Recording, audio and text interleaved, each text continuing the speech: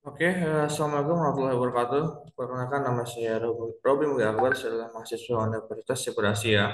Di sini saya akan presentasi untuk ujian akhir semester mata kuliah rekayasa perangkat lunak di Universitas Saipul Asia. Oke, untuk UAS kali ini yaitu menganalisis terhadap gambar-gambar yang telah diberikan oleh dosen.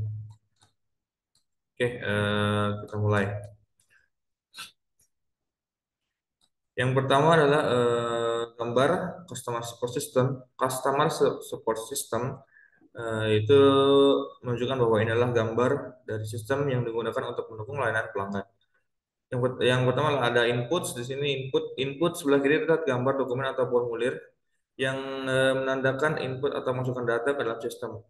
Berikutnya ada hardware digambarkan dengan perangkat komputer, printer, monitor dan server yang merupakan peralatan fisik yang diperlukan untuk menjalankan sebuah sistem. Selanjutnya ada software di sini. Software ditampilkan dengan ikon aplikasi atau program komputer yang merupakan perangkat lunak yang digunakan dalam sistem. Lalu ada di sini ada people itu manusia, mungkin ya. Ada sebuah agen lain pelanggan yang sedang duduk di depan komputer menunjukkan sumber daya manusia yang mengoperasikan sistem dan software di sini. Selanjutnya ada data digambarkan dengan ikon hard drive, menandakan penyimpanan dan pengolahan data dalam sistem. Selanjutnya adalah ada prosedur ditampilkan dengan ikon folder, mewakili prosedur atau protokol yang diikuti dalam menangani dukungan pelanggan.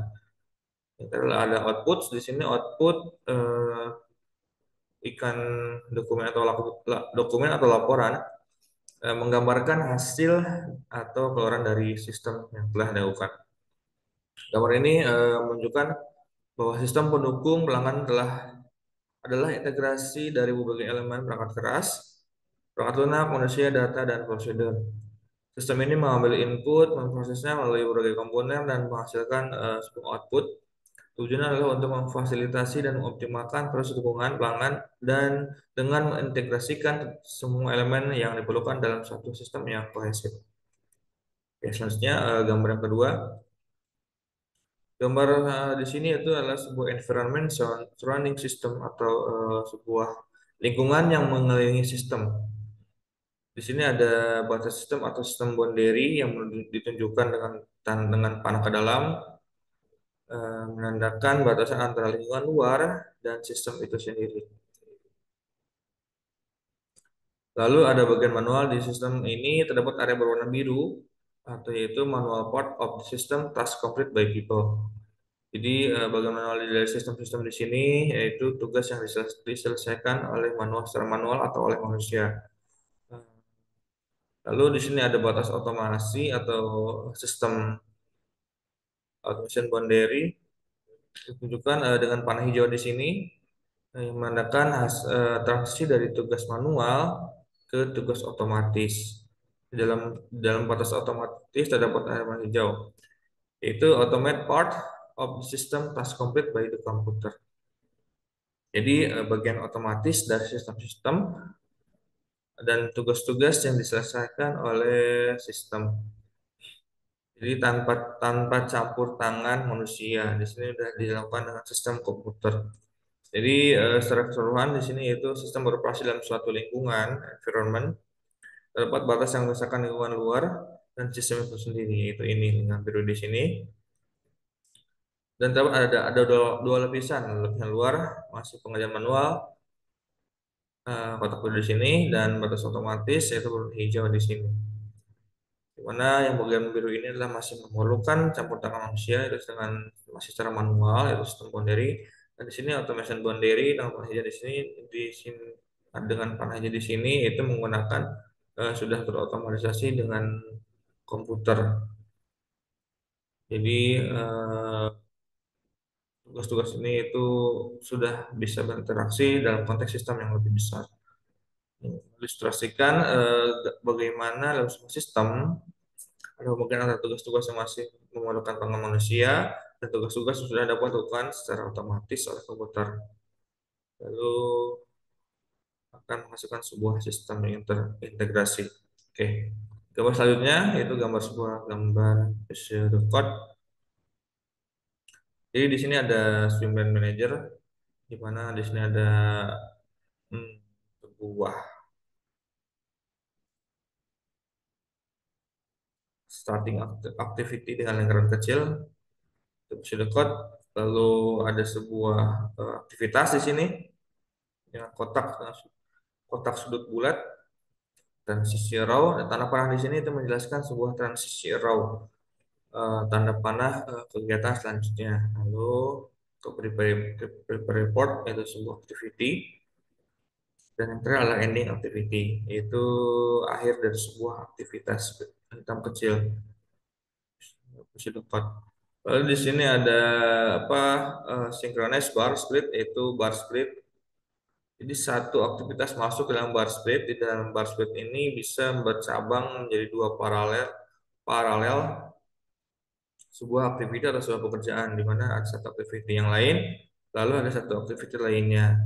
Lalu kedua aktiviti ini masuk lagi ke dalam bar join, yaitu penggabungan dari dua kegiatan atau dua aktiviti menjadi satu aktiviti.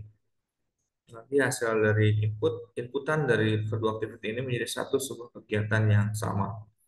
Selanjutnya adalah ada dedication activity. Ini itu ada dedication yang berbentuk berlian, harus di belah ketupat, dan ada juga dedication activity berbentuk kotak dengan sudut bulat. Di sini jika ada pilihan, yaitu jika ya maka akan meneruskan ke aktivitas selanjutnya, dan jika tidak akan kembali ke sistem sebelumnya, ke aktivitas sebelumnya. Lalu di sini tidak ada pilihan ya atau tidak, maka di sini ada sebuah eh, transisi atau kegiatan yang akan menunjukkan ke kemana aktivitas selanjutnya. Misalkan di sini aktivitas A, di sini aktivitas B. Jadi tidak ada pilihan ya atau pilihan tidak. Ya, seperti itu. Selanjutnya, nomor keempat yaitu sebuah diagram activity di sini yang melibatkan sebuah customer, service person, technical export, dan sistem. Di mana customer itu mengawali dengan menginisialisasi dengan data hitam di sini. Customer mau request quote, lalu yang selanjutnya menuju salesperson, itu develop note of requirement. Di salesperson di sini jika membutuhkan pertanyaan, maka akan mengarah ke technical expert, yaitu mengecek requirement.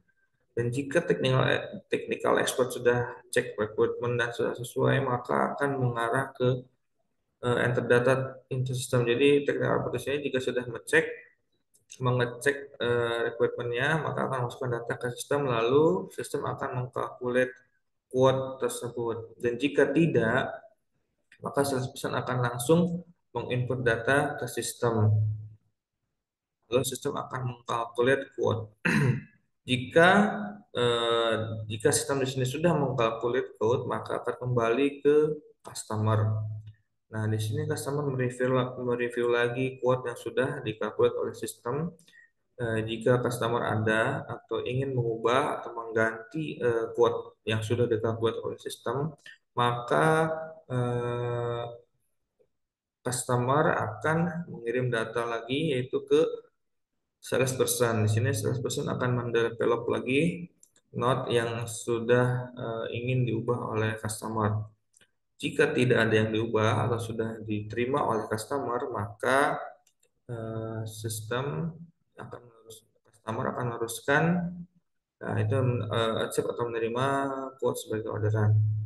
Dia akan langsung mengakhiri sebuah aktivitas tersebut. Oke, eh, mungkin berikut adalah penjelasan singkat dari saya tentang gambar-gambar di sini. Kurang lebihnya saya mohon maaf. Wassalamualaikum warahmatullahi wabarakatuh.